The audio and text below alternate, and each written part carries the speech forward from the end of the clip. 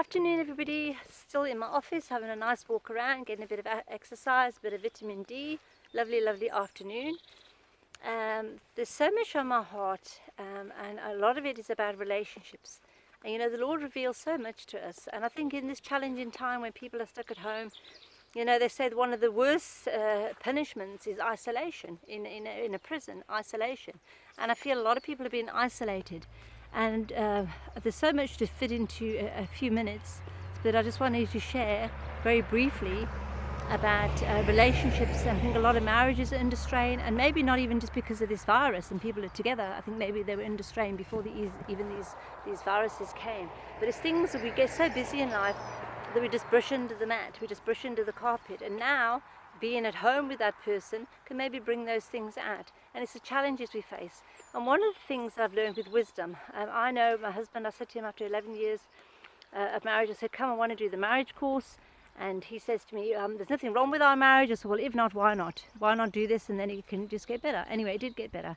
And we grew together in the Lord, and we started learning so much. And it got better and better because we started doing it God's way and not our way.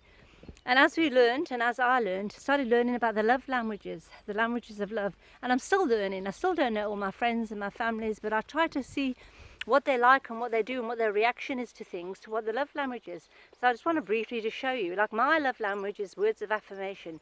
There's words of affirmation, there's touch, physical touch, there is gifts, acts of service, and quality time. So they're the 5 languages of love. So in that, if you look at it, words of affirmation, I love it. You can write me a card. My husband used to write me cards and messages, and I used to love it. It was more special than the gift he'd buy me. Not that I didn't like the gifts, but that was my primary one. So we can have most of them, but just one is more important than another, and it's something that really, oh, thank you for buying me that gift. Like, for example, Denise, the lady that I'm here with, I buy her flowers. She loves it. It is so special for her.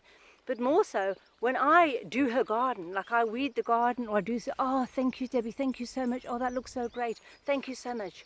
And then also when I spend time with her, quality time, so I'm thinking which one is the most important to her, because she loves it when I spend time with her as well. And I think quality time, because she's been on her own for years, is more important. She loves when I do things.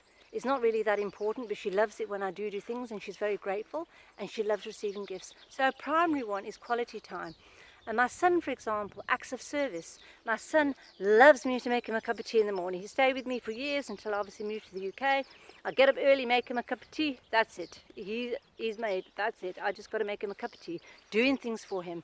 My boss I used to work for, when she was working all day, I would go to the shop, I'd buy her lunch, buy a healthy salad or something healthy so she could eat, leave it at the back so in between patients she could come out and eat. It's acts of service. She used to love it. Oh, thank you so much. It didn't really mean much to me. I'm just buying you some lunch. I know you're working hard, but it meant so much to her. Some people in marriages, they say after years of marriage, if I'd have known, it would have made my wife happy by taking the rubbish bin out and clearing the garbage and just doing that, I would have done it years ago. So it's the little things that can mean so much in marriages, and there's a whole long list of them. So Gary Chapman, he does the 5 languages of love. If you really want to know, a guy years ago, I went out with him as a friend, and we were just talking, and he was actually separated from his wife. And I really believe they got back together afterwards. And I said, you know, I think the reason why your wife had an affair was because you're always busy working, and it's all about your money and you give her money. He said, that's not nice. I said, I'm just saying, it's truth. I really believe it is. Anyway, he got the book and he had 3 daughters, and he said, wow, this was so amazing. He says, I actually didn't even know my daughter's love languages, and I'm starting to learn things about my daughters I never knew. And I really believe after that, I lost contact with him, and I really believe that he got back with his wife. And it was just so amazing by simply learning these little things, you know, and telling people, what about that? Try that. We can learn it. Try one thing, it doesn't work. Oh, that really struck a chord there.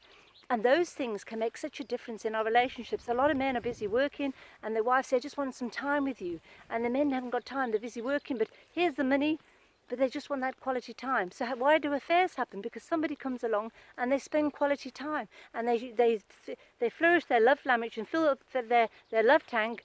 Oh, that's it. They love me more than my husband. Touch. The one couple, she came to me for a treatment. They've been married for 15 years since school, and they're only in their 30s then. I think this was about 10 years ago. And we were actually talking about the love languages. And she said, Debbie, you'll never believe what happened on the weekend. Her husband called her into the room. He said, come in here now.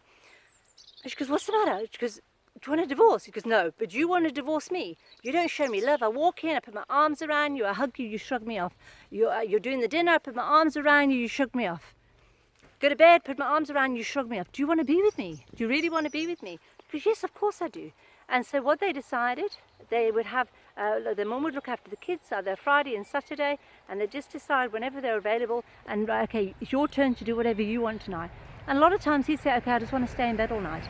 And then she'd say, okay, great, I want to go for pizza and I want to go to the movies. And hers was quality time. And they started learning their times. A lot of times I used to say to my husband, come, the kids are fine there. We're going to go down and have a cup of coffee down the road. Because if I was at home, 10 to 1, one of my friends would come past, the phone would ring, something would happen that would stop us having a talk. Or the kids would interrupt, and Mum, I want this, and no. There would always be a disruption. Okay, you kids are fine there, you got our number, we're just going to be down the road, 5 minutes away. If you need us, call us, we're going out. And sit and have quality time. And it's like my husband said, it's so true, Debs. He used to say to me, Debbie D, he says, in a business, we sit there and we make appointment for a business. But we don't put an appointment for our marriage and keep it. We'll soon say, oh, I can't make it tonight, let's do it another night. But we won't put that business deal, that business appointment off.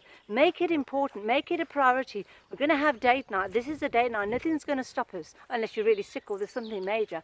But nothing's going to stop us. We're going to have that date night. Come, let's just go out for a cup of coffee. I said one day, plan to try and finish work early on a Friday. What for? I said, just plan to finish work early on a Friday and meet me. And my husband met me and I took him to have a back massage. I knew he'd be very funny, he wouldn't like a full body massage. So I just said, just give him a neck and back massage and give him a nice facial. And we planned to go out for dinner tonight, organise the kids and we were going to go out. After the facial and that, he says, you know what, Debbie, I'm so tired. Do you mind if I just lie on the couch and do nothing? He says, I don't even feel like I could go out. It was so relaxed, but it was good because it was a quality time we had and then we spent that time together. But it's just making difference in our relationships to make it better. We can sit there, you know, it's like a white sheet and it's got a black mark. It might be an affair, it might be an addiction. My husband's was an addiction to drugs. It could be anything, it could be alcohol, it could be one thing, but we forget about the whole white sheet and we're so focused on that one black mark that we throw the whole sheet away. Work on that one black thing. Communicate. Communication is the biggest things in relationships. And when we work on that thing, it's so amazing. It tells us in 1 Corinthians 13, love is patient, love is kind. It's all those things that love is. Patient, kind, not suffering, not rude, not jealous, not easily provoked. All those things what love is. And once we start learning those things, sometimes we've got to close our mouth to things. Sometimes we have to just, okay, well, let's do what you want today. I don't really want to do that. Let's do what you want today. It's not selfish. And then tomorrow we'll do what I want. It's to communicate, to be an understanding and to allow each other to be the best that we can be and learn to work together. Okay, I don't like that, but I'll do it because you do. You know what I mean? I do a lot of things for Denise. I found that when I came here, I didn't want to do things. I thought, you know, mate, it pleases her, let me do it. So sometimes it's just laying down our flesh and taking up and saying, okay, I want to do it because it pleases you and makes you happy. Anyway, it's more than I wanted to say, a little bit longer, but I hope it's blessed somebody today with something. But I always like to relate to what happens in our lives, our day-to-day lives, and what happens in people's lives, because I always believe it's going to help somebody else. So I hope that's helped somebody today.